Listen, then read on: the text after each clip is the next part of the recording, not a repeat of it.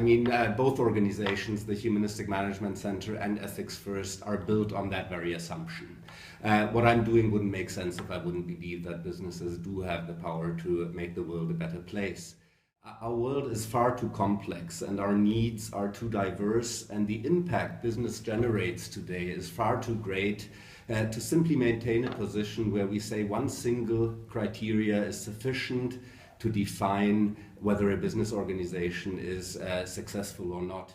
I find that the more advanced companies are generally companies that are not public equity, that are not financial market dependent to a big degree.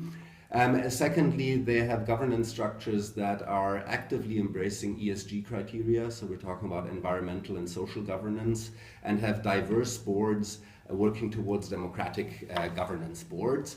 And thirdly, the public visibility does play a role. The more a company has to fear reputational damages from misconduct, the greater the risk is.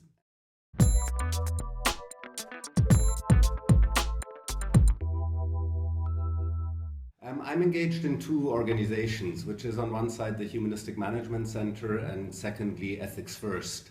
And both of those organizations are knowledge-driven and impact-oriented, and we are embracing the positive power of business.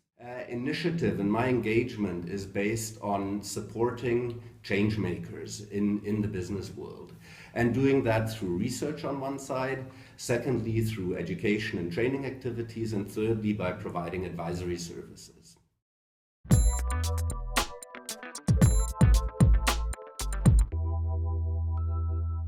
You need to be able to provide a value proposition to society at large if you want to have an ongoing success in the marketplace. So to me, the foundation is the question of purpose of the business organization. And this has to be linked to generating value for society. Well, our research at the Humanistic Management Center has come up or has led to defining three fundamental pillars that we say are principles that businesses ought to adhere to. And they are firstly the respect for human dignity, secondly an integration of ethical considerations in managerial decision making, and thirdly the active and ongoing engagement with the stakeholders of a business.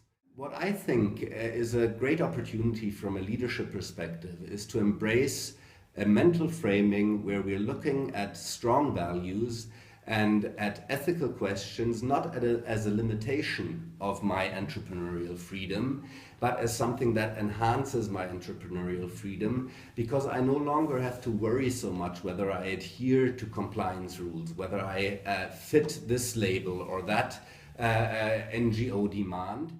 So in short, the end of business is to serve society, and being profitable is a means for maintaining the capacity to do so, and not the other way around.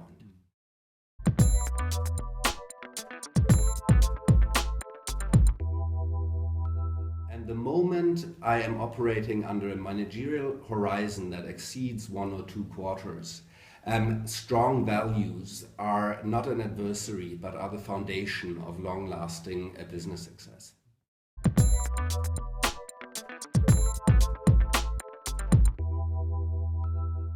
So I have a great opportunity as a business to share responsibility with societal actors. That stands on one side. And through that, it is a fantastic tool to mitigate reputational risks. So it is a very good insurance policy against reputational risks.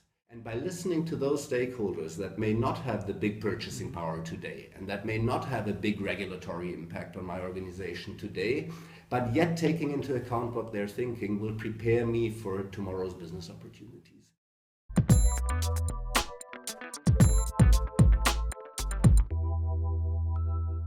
So if there's one thing that I would say, it is that there is much at stake, but we can embark, and we have the means and the tools to allow for everyone in our global community to live a dignified life within the capacity of our planet.